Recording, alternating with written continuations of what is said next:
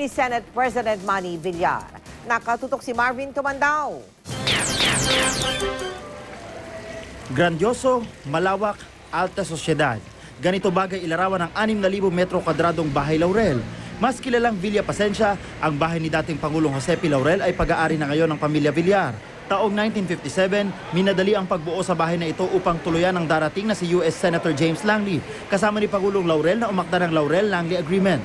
1963 naman nang makitulog dito ang matalik na kaibigan ni Laurel na si President Sukarno. There are many important parties that took place here during that time. In fact, we're finding the pictures of those special occasions so we can hang it on the walls. Si Congresswoman Cynthia Villar mismo ang nag-ikot sa media sa kanilang bagong pag-aari.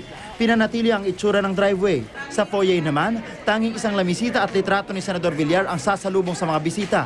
Sa conference room, naroon pa rin ang bar ng mga Laurel. Ang mga istante at eskaparate sa kusina, pawang orihinal. Lampara lang naman daw ang pinalitan sa dining area. Everything na naiwan, we tried to preserve. Even the landscaping sa labas ng bahay.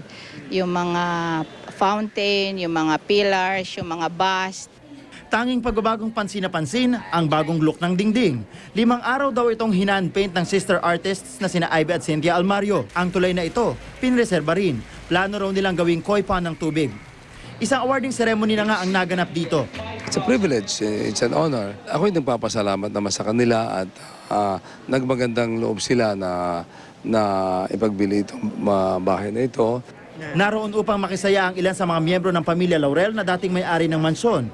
Ang pinakamatandang apo ni dating Pangulong Laurel na si Ambassador Jose Laurel IV, si Iwi at Kokoy Laurel. We used to camp in the garden, and then we used to climb the trees that you see around. And then on that side, there's the garden kind of dips down. We used to slide there. Some people wanted it to be a Korean town. They will have restaurants, nightclubs, and bars. I said, this is not the right building for that, no? Until Senate President Villar came.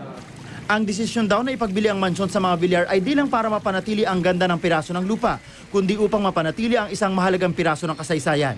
Marvin Tumandao, Nakatutok, 24 Oras.